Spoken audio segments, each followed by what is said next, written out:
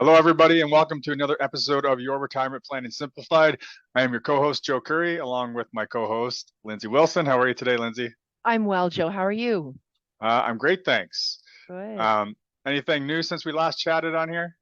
Nothing too exciting. No, just in rehearsals for the Tilco strike at fourth line. So enjoying that. And how about you? Anything new? Nothing really to report, although I mentioned a book recommendation, I think the last time we were chatting. So I finished another book I thought I would mention. It is Peaks and Valleys by, I believe it's Spencer Johnson. And I thought I would just mention it because it was a really good book. And it really talks about how in life we go through peaks and valleys, as the name of the book suggests, and how the highs of our peaks are really determined by what we do in our valleys and vice versa. Mm-hmm. So, I found it really helpful and applicable to where I am in life, but I thought it was also, for anyone getting close to retirement, there's some pretty good tidbits in there, things to think about. It's a super short read, so I just thought I might mention that because I really enjoyed it. Excellent. We'll make sure to include it in the show notes. Awesome. Sounds great. So, might as well jump into our episode for today.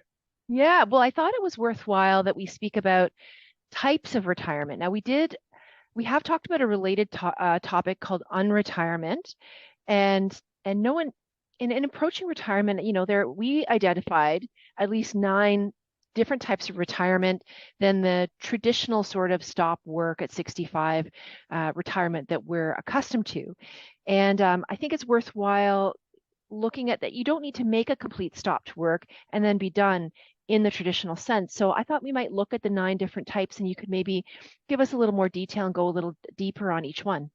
Yeah, it sounds good. And I think that this is an important topic because I feel like some people really struggle with the idea that maybe there's an expectation that they retire at a certain age and that retirement is just we stop work.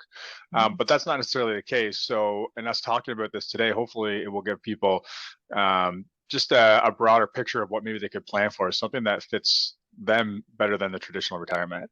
Mhm. So let's begin by painting a picture of the different types of retirement. We'll start out with what we just mentioned. What does traditional retirement typically look like for somebody? Yeah, so for most people, traditional retirement looks like I work until age 65 and then I completely stop work. I get my retirement party. I start my Canada pension plan and old age security and move into the next phase of my life, work not being part of that. So Mhm. I've talked to a lot of people who call me about retirement planning, and it doesn't actually sound like they maybe want to retire, but they just say, "Well, I'm going to be 65 next year, so I guess I need to retire," and that's just kind of like that's just the way it is. Mhm. So that is what people traditionally think of as the normal retirement. Now, some people are fortunate enough if that's what they want to do, they're able to do it earlier than 65, but that's kind of the typical age. But it doesn't have to be like that, obviously. So as we'll get into, there's some other options. Right. And what about this is probably the less popular option, but what about if someone just keeps working? Sure. So I guess the opposite of the traditional retirement is you don't have to, as I just mentioned, you don't have to stop working at age 65 just because you're eligible for a pension or any other social circumstances that would make you feel like you might need to retire. And for some people, they just really enjoy what they're doing. Um, maybe they're passionate about it. Maybe it allows them to, continue to have growth in their life and the purpose and they just don't really see a need to stop working, right? And for a lot of people, the best thing is to just keep going. I mean, I think the most important thing is just to understand that it's important you're not stressing yourself out and burning yourself out. But if it's something that you enjoy and it's not taking over the rest of your life, then there's nothing wrong with that. And there's no need to retire just because that's kind of the societal norm. Hmm. Hmm. I'm actually thinking of, and it'll also bridge into our next topic, a business owner I know who works in insurance, and he has taken what we might call a soft retirement, but he still goes into the office a few hours a week or more, and just likes to be around and be part of the business. He's not completely retired, and so I think we can bridge into just talking about what retirement might look like for a business owner. Yeah, yeah. So business owners, in a lot of different cases, and it maybe depends a little bit on the business, but they're in the unique situation that if they build a business that is like a true business, it should be able to run without them. Now, that's not the case for most businesses, but instead of the goal of retirement, that might be the goal for the business owner, is to get to a point where the business is operationally independent from them. Mm. And so what that might look like is, making sure they have a good team. It's making sure that they're putting processes and procedures in place.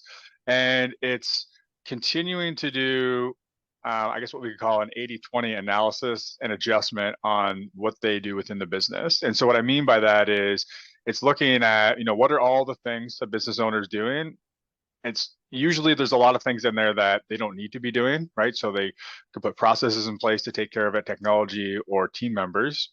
And there's really, we'll call it that 20% that is really what they're bringing to the business in value, right? So that's where they're, driving new business or whatever it is that really make that business tick, which is why they've had a successful, business over the years. So if they can continue to just hone in on that 20% that is bringing value and that they enjoy, then what that does is it really frees up a lot of balance in their life. So they don't really need to be in the business every day. So they can take more vacations, work shorter weeks. And this also kind of scratches that itch for a lot of business owners and entrepreneurs. Like they have a business because they have that kind of growth mindset and they get a lot of purpose and they get a lot of joy from running their business. So it doesn't separate them from that, but it also lets them to experience other parts of their life too. So they're not totally tied down by the business. Mm. So the other thing that that does is it also makes their business a lot more valuable because people are going to buy a business. They don't want to buy your business if it solely relies on you being there, right? They want the business without you, despite whatever they might tell you. So that's another bonus to kind of approaching it like that. And the other thing is, typically speaking, when you go to sell your business, I mean, you're only going to get, I mean, I'm kind of using a rule of thumb here, but maybe say 5 times your annual profits. So that means not even counting whatever you might pay yourself in salary, but uh, you're going to get a lot less money in the long run by selling than by sticking around. So if you're sticking around and you can still be taking your salary, you're still getting those profits. But if you sell, it's 5 time profits. You're not getting the salary, and that's it, right? So for a lot of people, it's a lot more lucrative also to stay in your business, right? Mhm. So those are just a few things to think about. I guess the main point that I'm making here, and kind of like what you were talking about at the start there, Lindsay, is you don't have to leave just again because it seems like that's the thing to do. There's a lot of other options. On the same hand, doesn't mean you can't.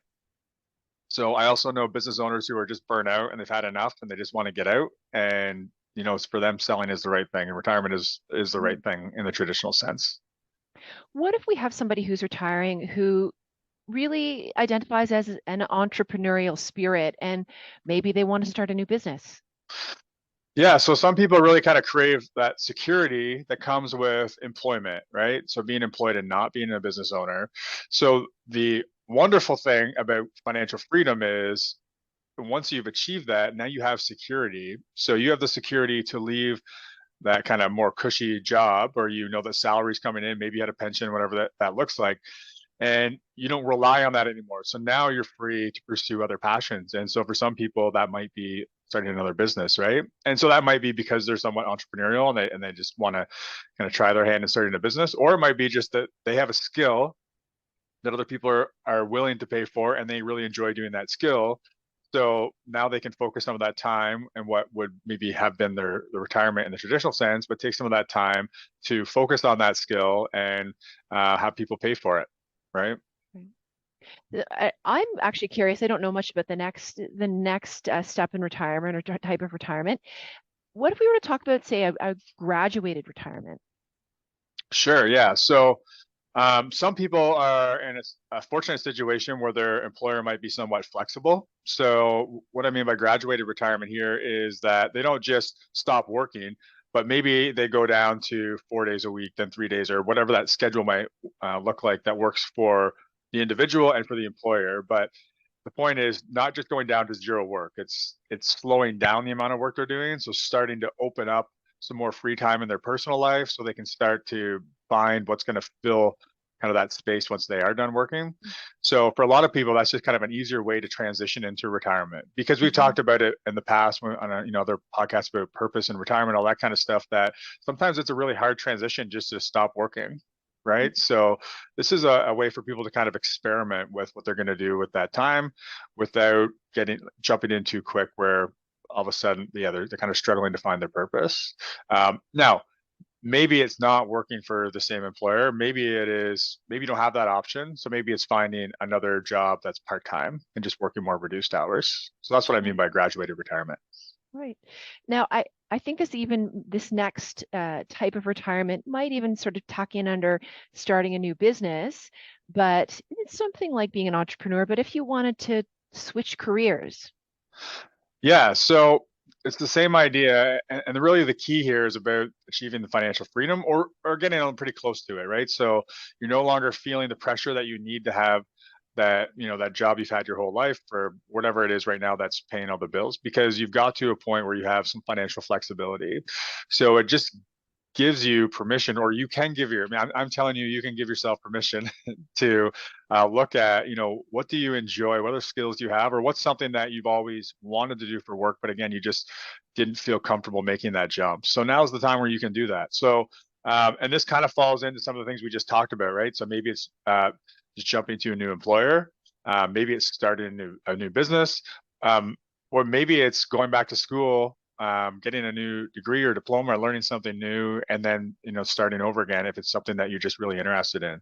So I guess the main point here again is for a lot of people, they're thinking about retirement because they want to get away from their job. It doesn't mean they don't want to work though. So Mhm. financial freedom is really giving them that yeah, I guess permission again and flexibility to achieve or go after something else, something different. I think that leads us into our next type quite nicely because I think switching careers, being an entrepreneur, it's about passion and curiosity. And what about if somebody wants to give their time to, say, a charitable cause? Yeah, exactly. So again, it doesn't mean retirement does not mean that okay, you just stop work and you sit on the beach, play golf between winter and summer, right? So you could have an idea how you want to spend your time, and so maybe it is jumping into something that you're passionate about. So maybe it's not necessarily like a skill, like we're talking about starting a new business, but maybe it's an organization or charity, something that you're really passionate about helping, and now you can free up that time. And so maybe you're still working a full week, but you're doing it for a cause that's near and dear to you that maybe you're not getting paid for. Again, Mhm. having the financial or achieving financial freedom, it gives you that flexibility to do whatever you're passionate about and help whoever you want. Mhm. So, would you suggest that people try out traditional retirement first, or what So would your avenue be?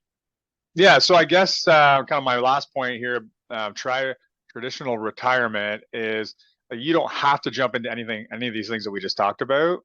You can just try retirement, and this kind of goes back to our discussion on unretirement before, which is you can go back to work if you don't like being retired, right? So we've talked about purpose as well. So figuring out what to do and kind of which avenue makes the most sense could really start with finding your purpose. And you can check out our retirement navigator for that and our episode on that. Mhm. But there is nothing wrong with retiring, seeing how it goes, trying to find your rhythm. And if you don't, go out and try one of these other options that we just talked about. And I guess the last thing I would say on all this is kind of what I said at the start is there's no one size fits all. You don't have to do the traditional retirement.